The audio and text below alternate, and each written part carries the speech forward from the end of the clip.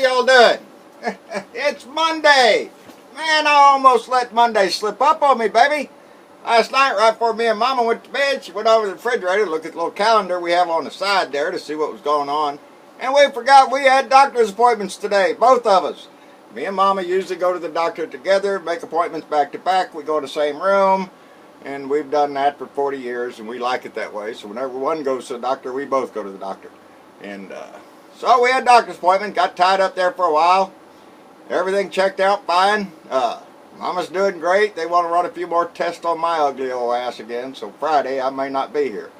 I'm going to have some tests run and shit like that, and they like to fart around. How you like that shirt? I survived the Bowling Green Massacre. I bet y'all didn't even know that. That's right, I was there, Betty. I was there. Y'all remember me and Bob sitting there. Bob was the first one to notice it. He said, "Hey, you notice the phone ain't ring?" And I said, "Well, yeah, I noticed it ain't rang yet." And he said, "Well, you know, that's strange." Well, he sat there for a while longer, and he said, "Hey, you notice there ain't no ambulances being called?" I said, "That's strange. You think with the phone not ringing, something might have happened." "Yeah, well, short story, nothing happened. It's a bullshit story, and I was trying to load y'all up with one anyway." But, yeah, this was one of Kellyanne Conway's things. Remember the Bowling Green Massacre? Those people, the news didn't report it. CNN didn't report about the Bowling Green Massacre because it never happened. That's another shirt from Kim Szabo in Twinsburg, Ohio. I kept saying twins because on the package it just said twins there, and I just got that stuck in my head there. But actually it's Twinsburg, and up there where Kim lives, and I think that's the place where all the twins come to have a twin con, I guess. You know, it's a meeting of all the twins of the world. Anyway, it's another one of Kim's shirts that we got from her, and we're so proud of it. We like this one. Because it just states a message of just how ignorant, lying people those are. Anyway, it's the 4th of July weekend, baby. Tomorrow's the 4th. We're going to celebrate this nation's birthday. And as right we should. We have a lot to be proud of in this country. From the beginnings of this nation, from our declaration from England, when we wrote to them and declared our independence and declared to ourselves that we hold the truths to be self-evident that all men are created equal and that they are endowed by their Creator with certain inalienable rights, which are life, liberty, and pursuit of happiness, some of them. And, boy, that set the groundwork right there. We the people, us, we're going to be free. It was a long-ass battle to get free of England. And we fought hard for it. Our national anthem was written during the attack on Fort McHenry, asking if our flag still waved on the rampart over that fort because it had taken a beating all night from the British. And the British fleet lined up and hit it with everything they had. But in the morning our flag was still there. There's a lot of dead men there, a lot of dead people, men, women, and children on that little fort that died to keep that flag flying. And so we won our independence and we marched forward. But those words in our Declaration of Independence and our Constitution kept ringing, that all men are created equal and endowed by their Creator with certain rights. And that didn't hang until, we had a civil war. We had to have a civil war to try to prove that all men were created equal. So this has not been an easy ride for us. We keep doing the same story over and over and over. It's a long-ass story, but it's a story of battles. Yeah, the Civil War was a bad one. And the United States won that. And the Confederacy lost. That Stars and Bars flag, they fly out there, all that rebel shit. That's the losers' flag. That's the ones that lost. But we fought hard for that. And but that didn't solve anything for half of this nation. From the African Americans that were brought over on ships and made slaves, who built this country. And no, they struggled for another, I don't know how many years, until 1964, I think it was, 64, when Johnson signed the Civil Rights Act. But I remember being young and watching on TV my mother. I remember my mother crying at the video they would show on the TV at night with the people getting attacked by dogs or, fire hoses. You've seen the videos. When I was young, that was what was on TV. That's what I grew up with, learning that. And maybe that is what tempered me into into who I am now. I like to think it was. But it wasn't done there. You know, we got the civil rights passed, but it didn't change a whole lot. They still have to fight. They're fighting to this day. We're always fighting. The Stonewall riots in 1969, that started the gay rights movement. They're still fighting that fight. We're still trying to get marriage equality all across this country. You know, it's declared by the government, but you know, we still got cake makers that don't want to make a cake for a gay person. So we're still fighting that battle. There's a battle being fought every generation for some right that is already guaranteed us in the Constitution, and that those seek to turn those rights away from people, our own countrymen, is what we have to fight a lot of times. So this has not been an easy story of ours, this country that we live in. But it's worth fighting for. It was worth keeping that flag flying on that little island. And it's worth keeping alive now. And so we fight the good fight. And we fight for the values that we think are important. And we fight for the people that we feel are included in our Constitution when it says, we the people. All of us are we the people. And we will not stand by and let some lying idiot up in our house trample on everything that we have fought for so long in this country to establish, and to let somebody come along and start trampling all over everything. And that's what Donald Trump is doing. Anyway, what's old Donnie Dick up to? Donnie Dick's got to go to the G20. He's got to face up to old Pooty Boy. Yeah, you reckon? You think Donnie's going to go in there and tell old Pooty, hey, you need to quit messing around with our election? Hell no, Donnie's not going to go in and do that, because Donnie, for one, has got tiny, tiny little balls. He's not manly enough to stand up to any world leader and tell them shit. Not face to face, buddy. He'll go back on his Twitter feed sometime later, hiding in the bathroom while he's on the shitter, and tweet out some nasty stuff. But he won't do it man to man. No, Pooty is, though. Pooty says he wants the 2 compounds that Obama seized from Russia in retaliation for the Russians meddling in our election. Y'all get that through the heads of them Republicans out there. Yeah, Obama did plenty. Obama did do something. He kicked out a lot of people, if y'all remember. Pooty wants those compounds back because, you know, they use those for espionage. There's one in Maryland, I think there, and there's another one somewhere. New York. One in New York and one in Maryland.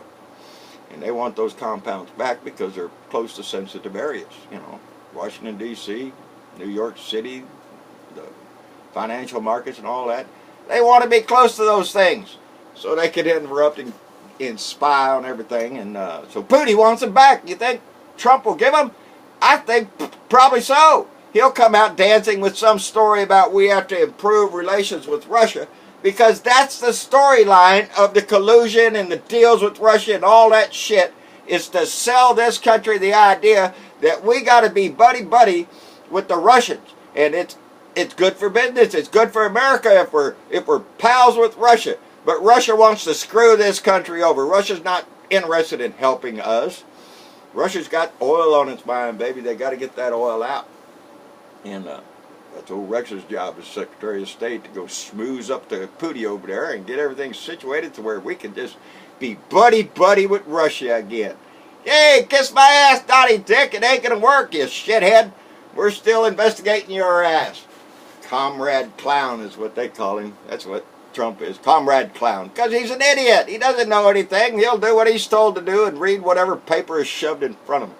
Anyway, he says he's going to Scotland after the G20 and go play a little golf.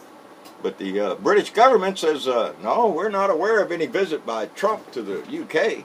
Yeah, that's because Trump doesn't want anybody to know, because they got what they call the moon protest going on over there. When Donald Trump comes, how many people can get up there and stick their ass in his face? Because that's what they want to do. They want to moon the Trump. So there's going to be a huge protest there at his golf club in Scotland when he goes, because everybody wants to moon Trump. My Lord, if I could get an airplane ticket, fly over there, I'd stick my skinny old white butt out there and let it shine for it.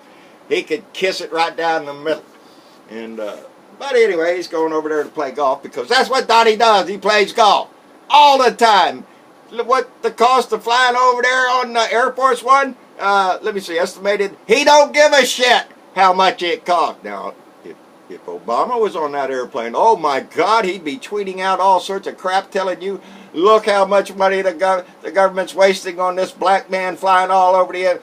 That's what old Trumpy boy would be doing. But since it's his fat freaking ass, which mind you, it costs more to load that fat ass up on Air Force One, that's a lot of weight on that airplane. I'm an old airplane guy. That takes more fuel to fly his fat ass anywhere.